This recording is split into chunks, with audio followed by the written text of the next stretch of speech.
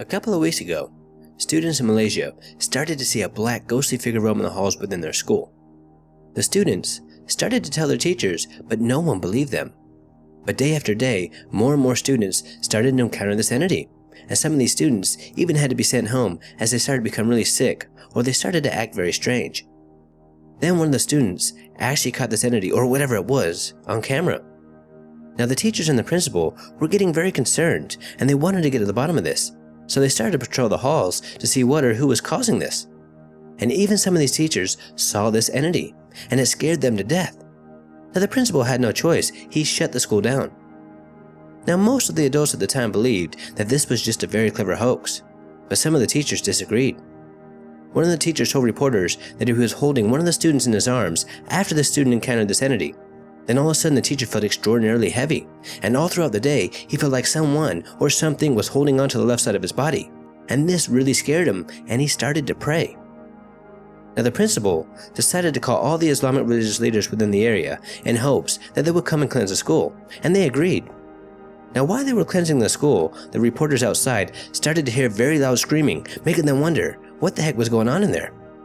But once the cleansing was done, the school was reopened, and as of today, there has been no more sightings of this entity. The Islamic religious leaders said that there was in fact an evil being haunting the school, and one of them called it a female vampire, which is not uncommon for that region. In 1893, the Sunday Herald newspaper told some very disturbing tales about encounters with a woman in black in Rhinebeck, New York. According to the article, a very mysterious woman dressed in all black was causing a lot of fear and a lot of panic in and around Rhinebeck. The article stated that the good people within this region had come face to face with a creature that would glide through the air with his arms stretched out while making a very creepy hissing noise. She was described as being extremely thin and extremely tall. Now she did not look like a normal living human being. The first encounter with a strange woman happened to a man named John Judson. John was walking home after a hard day's work when he saw what he described as a very tall black object standing on the side of the road, standing perfectly still. Now this object did not move or approach him in any way, but the mere sight of this tall black mass scared him so much that he ran home as fast as he could. John felt that there was something just not right about what he saw. And the next day John told everybody, but they just laughed at him as they thought he was making up tall tales or he was just really drunk. Then the very next day, a very well-respected businessman named David had an encounter of his own. David was traveling down a very dark country road one night when he saw a tall person that was dressed in all black. He felt that this person might have been in trouble or needed some sort of assistance, so he walked up to him to see if he was okay. Then he realized that this wasn't a man at all. This was a woman, and when he got close enough, this woman started to hiss and glide towards him. David could not believe what he was seeing, and he took off. He went straight to the police station to let them know that there was a crazy woman on the loose. Now the police were determined to get to the bottom of this, as there had been other reports of this woman in black coming in over the last couple of days, and the police vowed to capture her. Now the next to see this creature was Thomas Sinclair. He saw the woman one night gliding in the middle of the road with her head bent down and her arms locked behind her back. Thomas took one look at this creature and he realized that this couldn't have been a human being, but what it was anyone's guess. One of the most famous of these sightings came from a local blacksmith. He told the police that he saw a tall, dark, shadowy figure standing on the side of the road next to his house. And he knew right away that this had to have been the woman that everybody was talking about. So he got out his pistol and he shot it 3 times. But the bullets seemed to go right through her. But the gunfire did scare it as it fled back into the darkness of the forest. Now over the next couple of months, mass hysteria kicked in and there were a lot more sightings of the woman in black. Now some believe that this was simply a mentally ill woman who had escaped an insane asylum, and others believe that this entity was something supernatural. Now over the years, there has been a lot more sightings of the woman in black, but nothing like the mass sighting of 1893.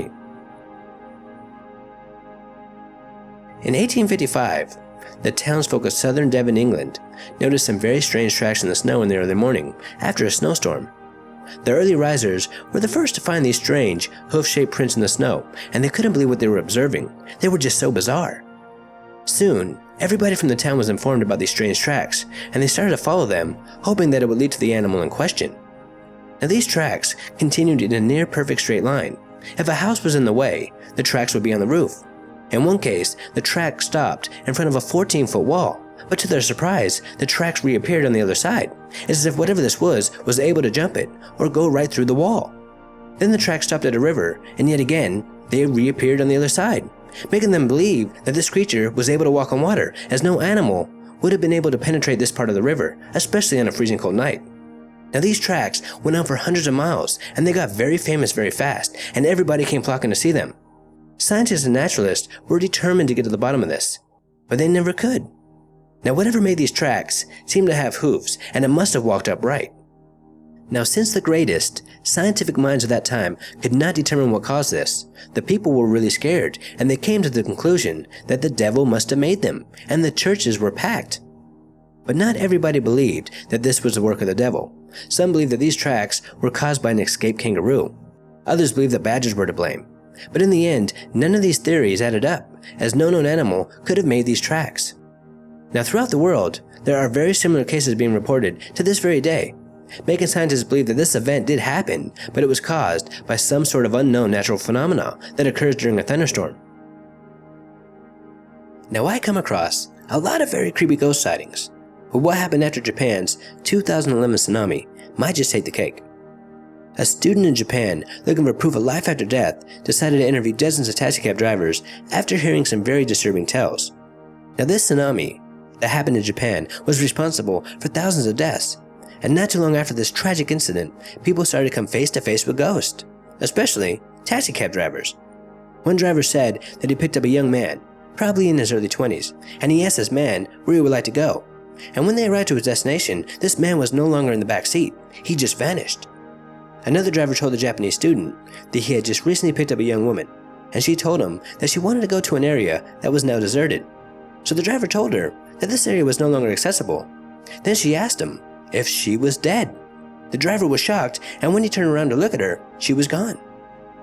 Now a lot more taxicab drivers have come forward, and their stories are very similar to these, where the passengers just seem to disappear. And a lot of these drivers were very angry because they had to pay out of their own pocket.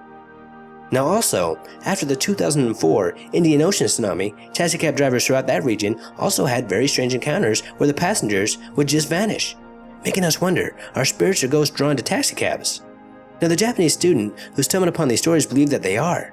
They might see it as an opportunity to cross over, kind of like a bridge between worlds. Now whatever the case may be, I just hope that these spirits can find a way to rest in peace. Until next time, this is Paranormal Junkie. Make sure to hit that subscribe button and stay tuned.